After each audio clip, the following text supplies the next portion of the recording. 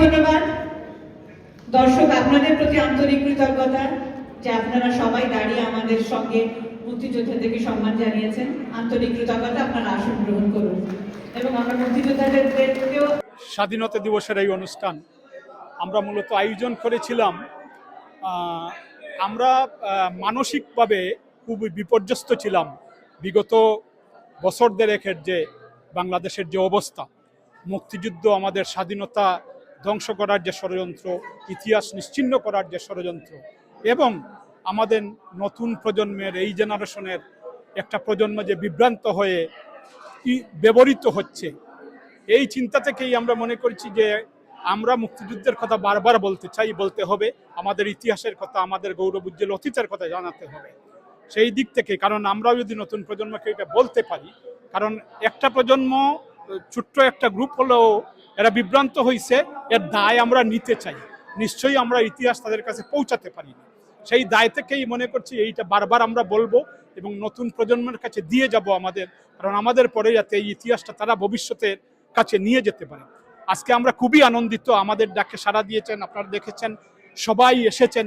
বিশেষ করে এই যে নতুন প্রজন্মের একটা গ্রুপ, এদের দেখে আমরা আবার আশাবাদী হই যে না, আমার নতুন প্রজন্ম কিন্তু পুরো বিভ্রান্ত হয় না, একটা ক্ষুদ্র গ্রুপ হয়তো বিভ্রান্ত হতে পারে, এবং এরাই আমাদের ভরসা, এরাই ইতিহাসকে ভবিষ্যতের কাছে নিয়ে যাবে।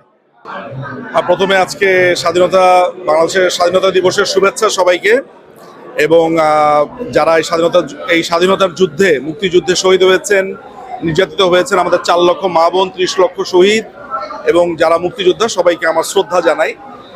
দেখেন, আমরা এত দূরে বাংলাদেশ থেকে আছি, বাংলাদেশ তো এখন আর স্বাধীনতা দিবস পালন করা যায় না। আজকে ফুল দিতে যাওয়ার পরে আমাদের নেতাকর্মীরা গ্রেফতার হয়েছে, বঙ্গবন্ধুর ভাষণ প্রচার হওয়ার কারণে মাফ চাইতে হয়েছে। এরকম একটা ঘটনাতে যখন দেখি যে ইংল্যান্ডে আপনার এই প্রবাসীরা আজকে এরকম একটা প্রোগ্রামের আয়োজন করেছে, যেমন আমি এই যে ছোট্ট বাচ্চাটাকে দেখলাম গান গাইছে, শোনো একটি মুজিবরের থেকে লক্ষ মুজিবরের, আমি আসলে আমার চোখে পানি চলে এসছে যে এত চমৎকার একটা আয়োজন আজকে যারা করেছেন, আমি তাদের কাছে অন্তরের অন্তঃস্থল থেকে আমি কৃতজ্ঞতা জ্ঞাপন করি। এবং আমি মনে করি যে এই ধরনের প্রোগ্রাম যত হবে, আমরা তো ধরেন আমাদের একটা সার্টেন বয়স হয়েছে, এই প্রোগ্রামগুলো দরকার হচ্ছে যে এইখানকার যারা কিশোর আছে, ছোট বাচ্চারা আছে, তাদের জন্য, কারণ তারা এই দেশে বড় হয়, বাংলাদেশ সম্পর্কে খুব একটা জানতে পারে না। এই ধরনের প্রোগ্রাম তাদের জন্য খুবই ফলদায়ক, এবং এটা একটা সোশ্যাল গ্যাদারিংও বটে। এখানে মুক্তিযুদ্ধের সপক্ষে মানুষরা আসে, সবকিছু মিলে একটা অসাধারণ উদ্যোগ এবং চমৎকার একটা ব্যাপার হয়েছে। আজ বাংলাদেশের মহান স্বাধীনতা দিবস উপলক্ষে লন্ডন প্রবাসী বাঙালি কমিউনিটির উদ্যোগে এই অনুষ্ঠান আয়োজন করা হয়েছে। বাঙালি জাতির ইতিহাসে সবচেয়ে গৌরবোজ্জ্বল দিন হচ্ছে আমাদের এই স্বাধীনতা। দীর্ঘদিনের সংগ্রামের পরে, আত্মত্যাগের পরে, অনেক প্রাণহানির পরে আমরা এই স্বাধীনতা অর্জন করেছিলাম, আমরা স্বাধীনতা ঘোষণা করেছিলাম।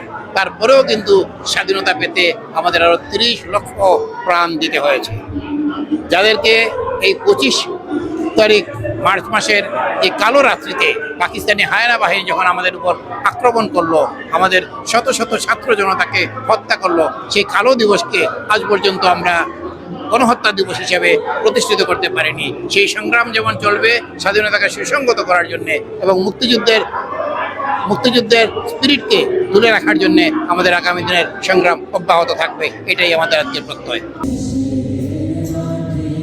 আজকে যারা দর্শক হিসেবে এখানে এসেছিলেন, তাদের প্রতি আন্তরিক কৃতজ্ঞতা, সবার প্রতি আন্তরিক কৃতজ্ঞতা। এই অনুষ্ঠানকে সফল করেছেন, এবং আমরা বিশ্বাস করি এভাবেই বাংলাদেশের মহান মুক্তিযুদ্ধ এবং বাংলাদেশের স্বাধীনতা বিজয়, এইগুলো নিয়ে আর কোনো বিতর্ক থাকবে না।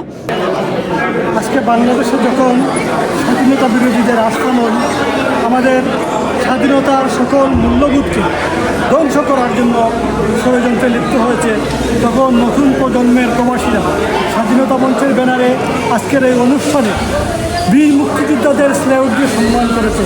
এটা দেখে আমি আবেগে আপ্লুত হয়ে গেছি। এখানে প্রবাসীদের যে মিলন মেলা, এই যে হাজার হাজার মানুষের উপস্থিতি, এটাই প্রমাণ করে বাংলাদেশ মুক্তিযুদ্ধের পক্ষে, এখানে প্রবাসীরা মুক্তিযুদ্ধের পক্ষে, এবং মুক্তিযুদ্ধ বিরোধীরা বাংলাদেশে ষড়যন্ত্রের মাধ্যমে ক্ষমতায় বসতে পারে। মানুষের হৃদয়ে চিরদিন তারা ঘৃণার পাত্র হিসেবে থাকবে। স্বাধীনতা দিবস আমরা যুক্তরাজ্য প্রবাসী বাঙালিরা স্বাধীনতা মঞ্চ নামের সংগঠন থেকে আজকে আমরা স্বাধীনতা দিবস উদযাপন করছি। এখানে আপনারা দেখেছেন হাজার হাজার লোক এখানে উপস্থিত হয়েছিল।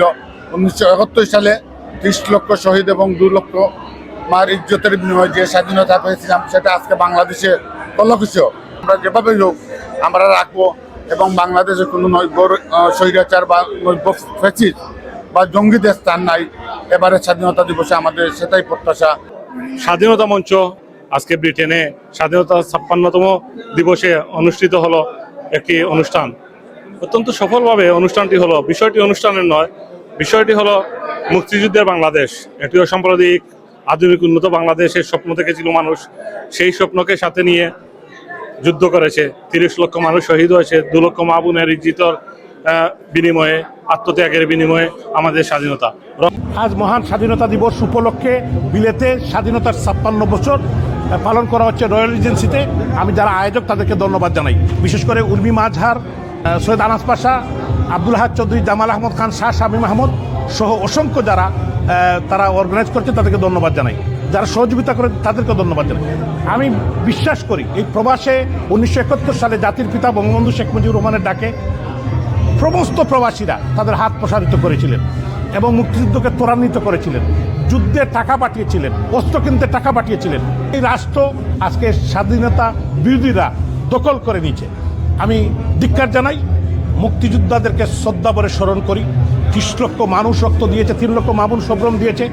সেই বাংলাদেশ আমরা হারতে পারি না, সেই বাঙালিরা হারতে পারে না।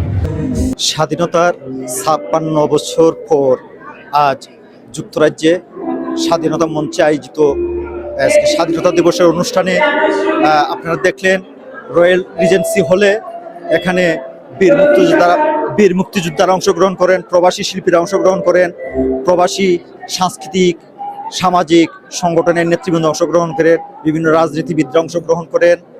আজকে 56 বছরের পর স্বাধীনতা দিবসের এই অনুষ্ঠান থেকে আপনাদের সবাইকে স্বাগত। এ রহমান অলি, চ্যানেল NRB UK।